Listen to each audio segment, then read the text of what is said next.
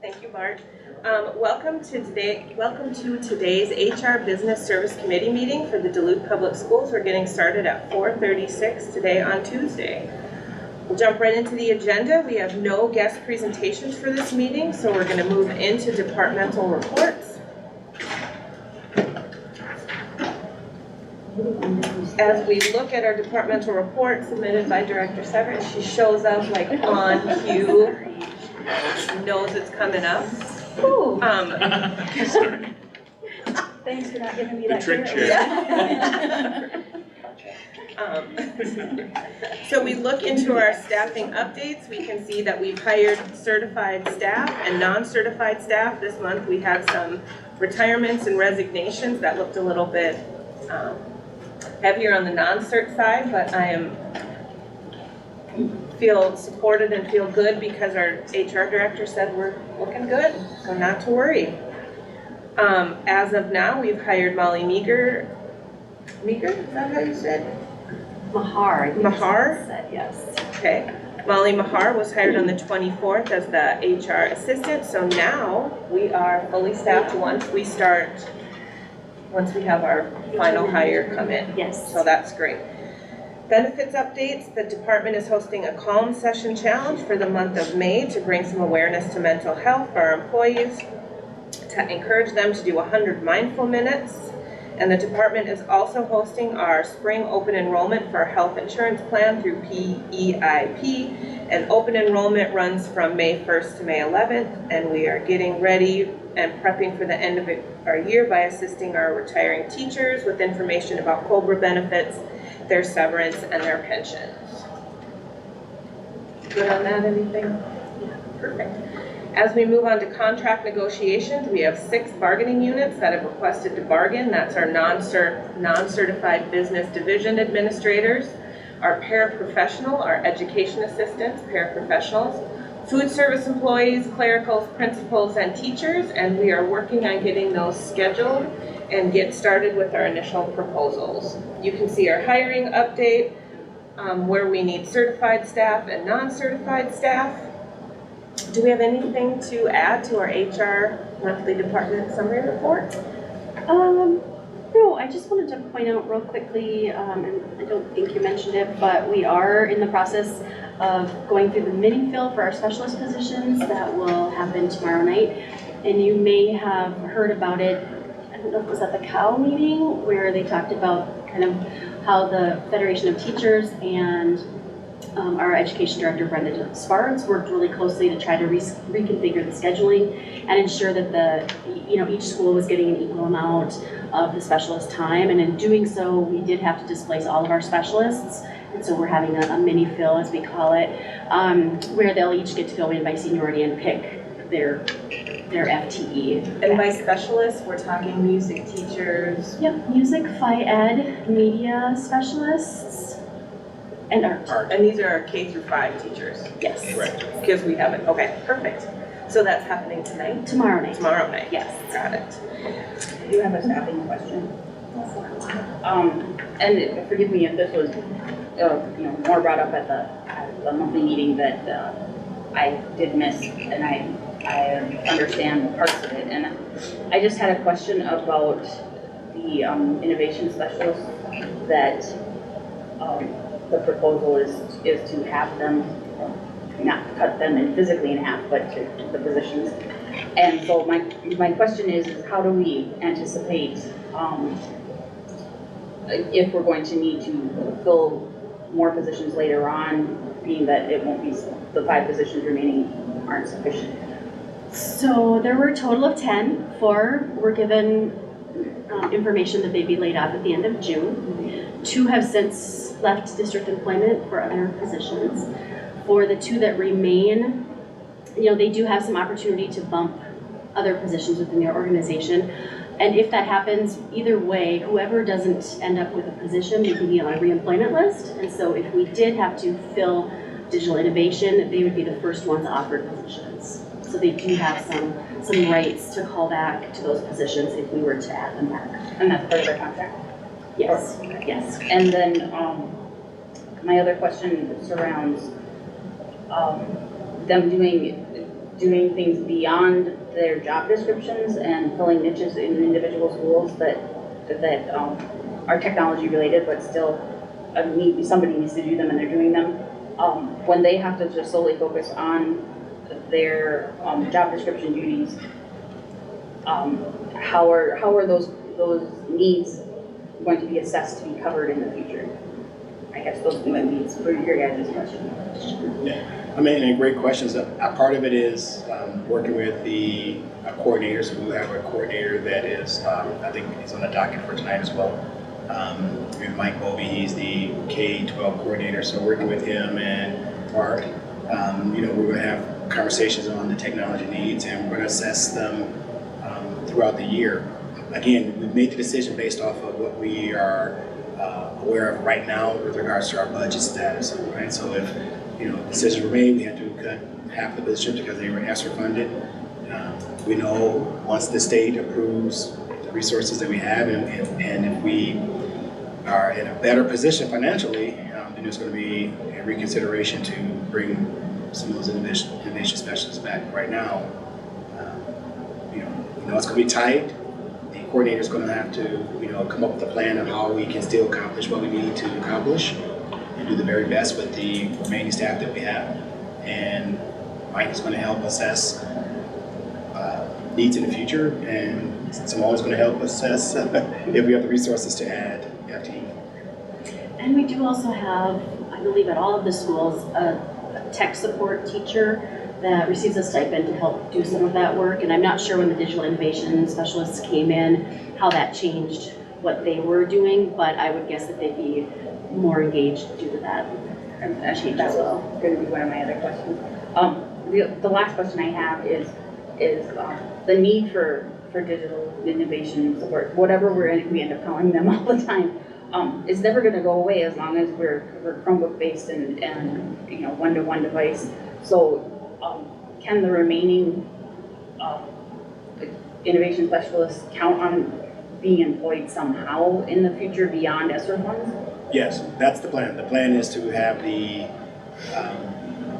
staffing level for next year remain in place moving forward. And Simone has already factored those ongoing positions for the future. So a total of 6. So it'll be 5 innovation specialists, and the coordinator position will be embedded as part of the ongoing general fund. Thank you for that. And I think, as with everything, we have to keep a close eye on the state budget and what happens with the omnibus bill, because if we end up having funds, influx of funds, then we need to think about, where would we consider adding back some of those positions and how would we want to transparently allocate those resources to meet the needs of our strategic planning. And we have a lot of needs, but that is top of the list of staffing that would be replaced if additional resources were available. That's right at the very top, if not number 1, number 2. Thank you for making that such a priority, because we can't exist without support for our computers, because especially if we're going to be doing e-learning days and truly be one-to-one, be able to maintain the Chromebooks and the software and support and how to use technology throughout our buildings is imperative. Okay. And last thing on it, with these positions and all of the other ESSER positions, we keep going on the record saying we actually need all of the positions that we are currently funding. ESSER has been a blessing to provide all of these additional support positions, whether it's social workers and class size reductions and MTSS specialists who are focused on building positive learning environments in the schools. We actually need all of those positions. We just don't have the current budget levels to support them, so we've had to make some tough decisions. Other questions? As we look at the departmental report, I just want to talk about a couple things related on the consent agenda related to HR. We can look on page 16. You can see the human resource action item. This is the staffing report where you can see all the appointments and retirements, promotions, resignations, and leave of absences for both our certified and non-certified staff. And including in our consent agenda coming out of HR will be a field support technician. Yes, and this is just some minor revisions, and they don't look minor, but they really, they really are just, maybe, and if Bart wants to speak more to the revisions of the job description, I think we increased the minimum qualifications to meet a higher level of support, but he is worked closely with this job description. Sorry to put you on the spot, Bart. Oh, well, that's okay. So the old job description was from 2005, and we had some revision issues, so it did need to be updated. So we went through and updated it with my team, submitted it to HR, and I think it was evaluated and graded, came back at basically the same level. So yeah, it's a new one. And this field support technician, they're out there to just help support technology and within the schools? They do. Yeah, I mean, you might be confused with the blended learning. The blended learning people have a focus on the devices, the Yeah. digital. Our people have, you know, the desktops, the printers, everything, including the notebooks. But they're on a location basis where the digital innovation maybe shared 1 or 2 buildings, and they're based there every day. Yeah. Our people share at least 2 buildings, if not 3 or 4. Okay. So yeah, when people are out there and they need support, tech support, they go to the first person who's going to help them, whether it's field tech or a blended learning person or a technology coordinator. Are the field techs the ones mainly responsible for help desk tickets? Yes. Are there other questions about the job description revision? I am appreciating to see, Bart, that you're keeping the job descriptions current with the work that our people are doing. That just makes HR's life a lot easier, so thank you for that, appreciate it. All right, so now let's move on to business services, and we'll move on to our enrollment report. And as usual, I'm just thrilled to say that we are coming in, our projected ADM is above what we budgeted by about 71 students roughly. And so, is there anything to add to this? No, back in February, we were up like 88, and then last month it went down, and now we're back up again, so I'm thrilled to see that. Yeah. So we have another uptick, so it's really good. And do we have an idea coming off the kindergarten roundups, what's gonna look like for our kindergarten I courses? haven't heard anything. Haven't heard anything. We are thinking though that enrollment in general looks positive Okay. for the school district with some of the enrollment that we're seeing from elementary, but then also some things we're seeing maybe with some of the effects from charter school changes in the areas. Are we seeing, I know typically we see a decline overall in, as we move through spring, as transitions happen and that sort of thing. And so does this show us that we're experiencing the same kind of trend or not? Well, no, I think it's more on the positive side, because the original budget, and as I will do for next year as well, you kind of start flat, because we don't want to get us too excited, but it's showing that we're having a good positive uptick. And yes, Superintendent and I spoke this afternoon, and we do, we feel like there's going to be a good positive trend going forward, so we hope that happens. I appreciate your feelings, but I'm sure you use data to make that We decision do, too. we do. Nah. Just feeling. No, these We are go just with the gut, gut. these are just gut feelings we Just have. saying. All right, we're good on that. I'm in a good mood Wild today. hunches play a role. Seriously. Darts. Great, are there any other questions on our enrollment report? I love to see these numbers, and I appreciate getting those enrollment updates.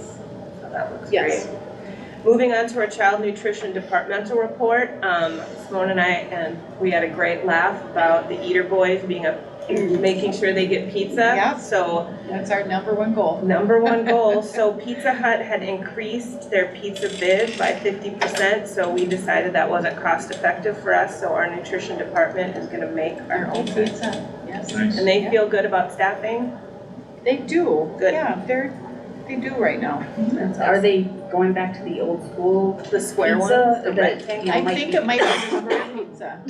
The rectangles, right? Yes. That'd be Hey. I love the square pizza. I love the Who square doesn't? pizza. I mean, it's nostalgic for our You're age. hungry. Oh, I love those pizzas. We also have had no guidance yet come out of MDE yet No, about our. I'm on it with Director or Supervisor Sheila Oak, And she is aware that we want to know and that the school board would really like to know. So as soon as we get something firm and in place, we will share it with you. Okay. I mean, they're getting some directive, because she has to plan for this. Yeah. You know, will be some, of course, breakfast is free, but there'll be more lunches served. So they're starting to work on all that, but there's been not an official MDE notice yet. And then, is that gonna work on a reimbursement basis? That's the part that That's what I'm everybody wondering. knows yet. So they're Not- still trying to figure out how. They are. Okay. Everyone will still need to fill out the applications, the free and reduced applications. But I can't, there has to be a better way to do this. yeah, than that was put into place. We know that much, that those application forms still need to be filled out by families. All right, so then we know that should be coming out. Summer meals, breakfast is gonna be 7:30 to 10. Lunch will be 11 to 1, Monday through Friday, no service on the 4th. We'll be having our summer meals at Stowe, Lormac, Denfeld, Piedmont, Myers Wilkins, and Lowell. Rock Ridge will also be able to pick up meals from one of the open sites for their program. And we are anticipating working with our local Boys and Girls Club as well as other citywide groups to provide bag lunches. I love it, making sure our kids are fed with healthy meals. All summer. Yeah. I noticed that Lincoln is missing from this list that has been there previously. Is that because we're working with the Boys and Girls Clubs to fill that neighborhood? Or is that just Lincoln just inaccessible in summer, or is it just not something you think about? I'm just curious because I don't know how you easily, other than those surrounding communities, get to Lincoln. Yeah, I Well, think that's that's what part of the problem, it's Yeah. just Yeah, the, I understand. We The can hill. ask that. We'll find out. Yeah.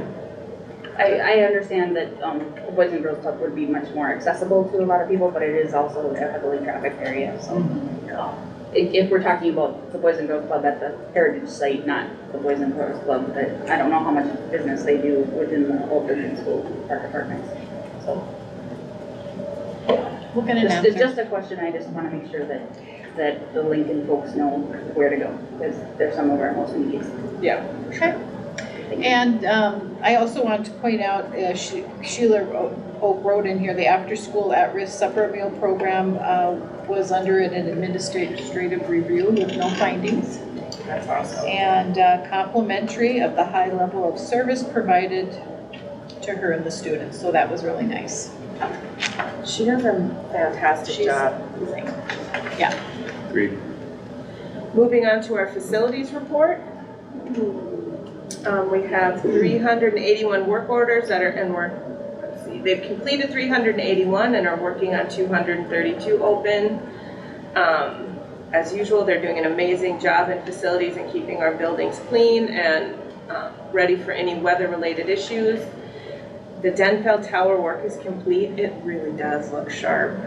It looks fantastic. Smith Bell and Clock should be getting the clock going in early May. Dave from Inspect should be doing the final inspection after that. Our FY24 Congdon Playground construction order acknowledgement has been received from Landscape Structures. The FY24 Congdon Field Improvement SOW and notice of bids has gone out. And our boiler at Stowe is installed. The factory startup went smoothly, and so our boiler is in operation, and Jamar has finished the pipe installation, so that's great. Little expensive, Yeah. that's okay. Shocking to no one is the events related to PSS Track Lane 1, where I think today the middle schoolers are at a track meet there today, I'm pretty sure. Yep, Lincoln, they're there right now. Talking with legal over purchasing property for a low entrance widening project. I just had a couple questions about that. Is that something the county is gonna help us out with? Yes, they've Okay. been partnering really closely with us, and I think both the county has renewed interest in addressing that, and also I think having some fresh eyes from our new facilities manager I think we're going to see some resolution in the near future. That's awesome. Is there anything that board members can do with fellow elected board members to advocate for that? Or is it something that's I know beyond us? we're looking at the roadway between Lowell and the apartment complexes, and if I think things will flow smoothly there, but if they don't, then maybe there would be reason for having some And I am, intergovernmental work done. Amber and I are on that intergovernmental committee, so if there's anything to come back That's a and great point. bring to that We'll keep committee. that in mind. Because I know Teresa Tominick is really, that's really something that she talks about a lot, and I'm trying to think with Ashley as well, so. Excellent. Construction on the Hill, final tasks are ongoing. There was a tour last month. Interior work is going, second floor ceilings are in, furniture started in April, outdoor work is being done. And so we're getting our pre-moving planning, which means figuring out how we get out of here to over there. Yep. So we should be receiving by the end of this week, all the moving boxes. And then it's just a matter, we want to make sure anybody that doesn't have a summer work in this building can get their stuff packed up so that they're not lost when they come back. But also we just want to get people opportunity to take the time and purge and bring things that they need to bring and go through that process. We do have a tentative schedule for moving in. Facilities, of course, as well as technology will be moving in first, and we're hoping to the early part of July, with the remainder of the building in the end of July. There is still, because we did some interior changes to design to make up, and I think I talked about that last month, to add some additional workspaces. We do have a furniture order that is 6 to 8 weeks out. And so they really won't even have a place to go until there's furniture built in. And So where's our lease? When is our lease done here? the end of August. Okay, so we've got a little space. I mean, not a ton, but okay. Does this furniture come with us, or is this part of the building? We are required to deconstruct and take everything in the spaces we have occupied. So one thought that we have had, of course with the new building, we won't need this furniture because we have new furniture there, but we may have sites that we have a need for that, so we're gonna do a yard sale. Or, you know, at least have them come and say, here's what we need, so that we can get it moved over to their locations before they go out for the summer. And so we can use as much as people are willing to take, and then the company that's moving us will prepare the remaining items that are left for either sale or destruction. I gotta compliment you all. You've done a good job in moving this and pulling all this together. I'm really impressed. Thank you, Director. Yeah, I would especially say thanks. Big team worked on it, but given that we were in transition between facilities managers, for Teresa has taken on quite a bit with a lot of extra work there, and it's much appreciated. It could be stressful with the move, but now that we have a facility manager on that's highly capable, hopefully the baton will begin to pass. And we are in the process. Last week, our TLE group went and did a little tour of their spaces, and this week we'll have HR as well as finance, so that they can at least get a feel for what they're going to be moving into before they have to start packing up and making some moves. So that's an opportunity. That you've done a great job. All of you have, but in particular, this has been a lot, so thank you. Fire marshal has come in. We have some corrections at a couple of our schools. We had and then LP Lincoln Park has been designated as a host site for certified ALICE instructor training in August. So that's actually quite exciting, because by being a host site, we actually get to send some staff for free. That's part of the deal. So it just allows us to have another opportunity to train staff by providing the space. Yeah. And for the public who may listen to this, ALICE is our training for emergency response for school incidents that occur. So that's great. Any questions on facilities and capital projects? If we go back to page 41, we can see our district property updates. I just have a question, I guess, sorry. Oh, and it's not anything. I'll just move forward. I know the Dental Tower project is being submitted for national awards by the construction company, or you know, whatever that's happening, however that's happening. Weren't they gonna submit it for some kind of national thing? And I was just curious on the timeline of that, if anybody knows, like, is that something that, you know? We can look into it. Yeah, Yeah. like, I would just like to know, like, when we should know if it says fabulous to everybody else's is. Yes. I was looking up at it today. It is pretty. It's pretty. It's And pretty. it looks good when you're around those neighborhoods to look up and see it. It looks really And great. it'll be even better when they can look up and actually see the time. See the time. Accurate time. So we have some informational items coming for our district property on 41, and this is just an update of our new district services building, and then also what's going on up at Central, and we are essentially finished with that old site because we no longer own it and are responsible, right? Correct. But that's, The property management has assumed all the boiler inspections shortly after the sale of the of the STC. STC building, so we have no action whatsoever there. Love to hear it. So for the public, there's some amazing pictures updating us on what the building looks like. It just, I can't wait, it looks incredible. All right, moving on to technology. Would you like to talk to us, Bart? Sure. This is the April report. I just went over the Google security and the number of email messages we received. 1.4 million messages, which is down from last month. 128,000 were rejected, which is low. 50,000 were spam, right in people's spam folders. 5.8 thousand were identified as phishing. 48 were identified as having suspicious attachments. 7,000 were identified as spoofing. 0 emails were identified as malware. Our account activity is just around that 11,000 accounts. That's between staff and students. All the accounts we have. We're using 24.9 terabytes of storage for all of that. We have 164,000 files shared externally. And during the last month, we had 583 suspicious login attempts. 1.4 thousand failed user login attempts, and 52 data loss preventions that for E-rate, we have no E-rate or bids out. The help desk tickets for 299 new tickets, support tickets, and that's what our field techs and my staff address. Actually, in some of them, they get assigned to the TI people.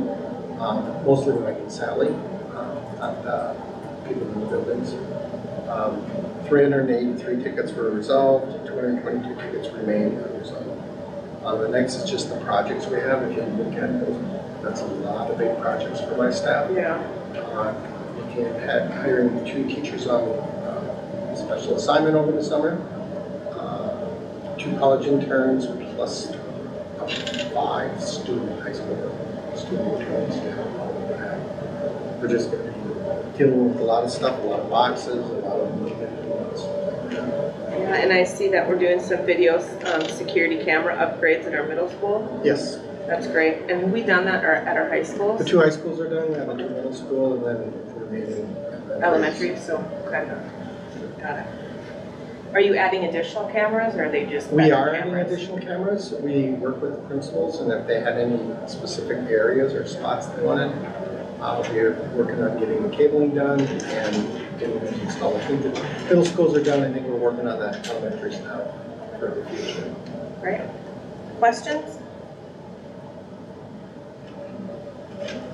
Thank you. All right, now our transportation report. So essentially, we're still looking for staffing, We are, we'll always be looking for drivers. We do have a new assistant supervisor starting May 22nd, so we're very excited about that. That will help our transportation manager, Jeremy Casapidis. He needs some relief down there, so Yeah. I think I'm very excited about that. Maintenance is caught up. He did send me an email saying that can get 4 off-lease buses, but everything's 80,000, so Yeah. I have to find, it's $320,000, so everything's big ticket items down in transportation. So I know he'd like to start replacing some of our buses. And we're just working through, our routes every day.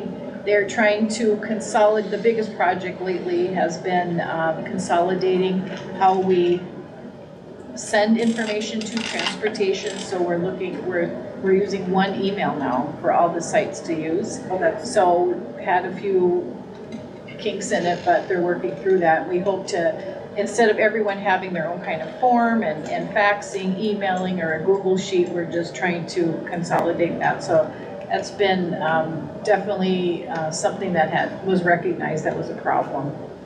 So we're trying to work through that. Great. Just trying to move transportation forward. And that'll be great if we can get that assistant supervisor for Yes, Mhm. yes. All right, so that finishes our departmental report. We're gonna move on to our recommended resolutions that will be, oh, yeah, go for it. Are we offering any kind of summer training for any potential bus drivers that would be hired, but don't yet have their certification or? I'm just thinking it'd be nice to train them before they're actually needed. Should we be able to hire someone? Sure, that's a great question. I would say no, we don't have anything in place like that, but it's a great thought. We mostly train them once we hire them. So, yeah, I think if we worked the training schedule backwards to when they would need to be on the route, we probably could hire them in the summer and just do training. I guess that would be probably a conversation with Jeremy yeah. about his capacity Yeah. to do that. And we are looking at bringing forward, right now we have bus drivers that only work this school year, but we are looking to add or convert, I would say, 3 to 4 full-time bus drivers. So we would have bus drivers in the summer that could help do some of that training support. So we're working with the maintenance union right now on just the final tweaks to job description adjustment. It's already something that exists, we just haven't filled it for probably 10 or 15 years. So that's certainly something that we could pursue based on having those staff. Yeah, that's why I looked at Teresa, because we do have something in the works to kind of hopefully massage that, because other transportation companies in Duluth are going, instead of split shifts, they're gonna be going to like a straight 8-hour day. We're trying to preempt any drivers leaving. So we want to try and make our work here as attractive as possible.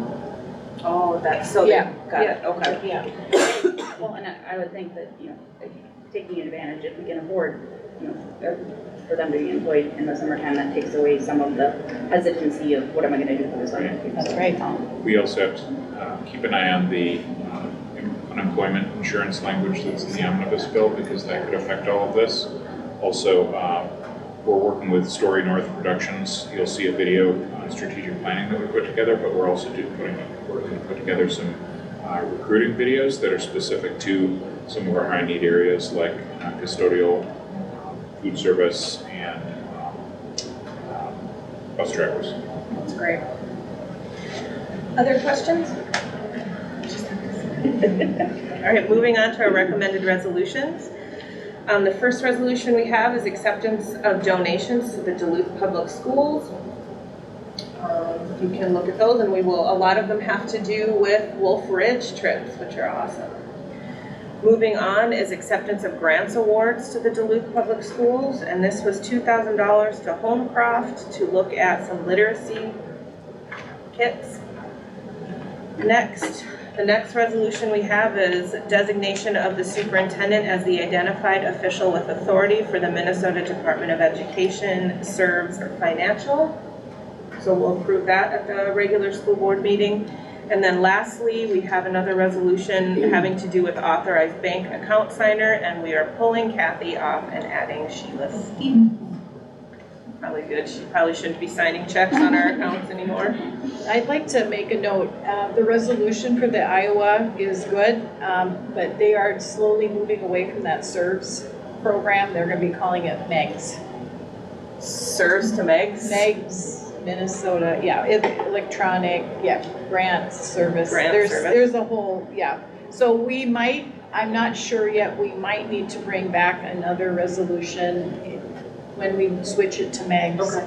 I'll let you know. And Simona, that serves, that's the one that I go through to look at our fund, all that. You and I walked through that Yes, together. well, that's on the MDE website. Okay. SERVS is our actual grant management Got it, system where okay. we go in and do our title, our ESSER, Our our ESSER, special okay. education. Anything we get that's a grant award through the state or federal Got it. is through SERVS. It's called. Okay, Could we just change the resolution to say something like in any future iteration of Iowa?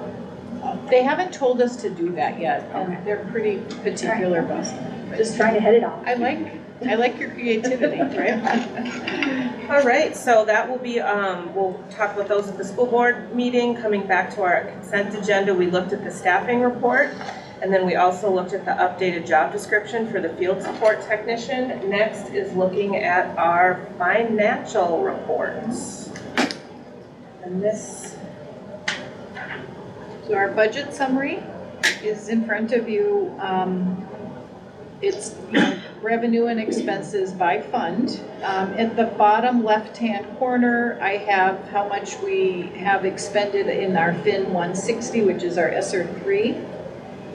To date, this would be through the end of April, 8,000,005. In the middle there, so far, I've been tracking the Fund 6, the new building site. Yep. We're at 15,700, but remember, we spent 9 last year, so we're at about 26. But these numbers are changing rapidly now that we're coming to, like Teresa said, about the, furniture and whatnot, so the cost will be changing. And then to the right, I always put in there the extracurricular revenue and expenses. and we're feeling good about where we're coming on budget for our DSC building. Yes, I think we're looking okay. Yeah, Under budget? I'll know. We were under budget, but we've had to make a few changes, so. Yep, yeah, we had some changes. Yeah, I mean, All right, for some reason, I don't have,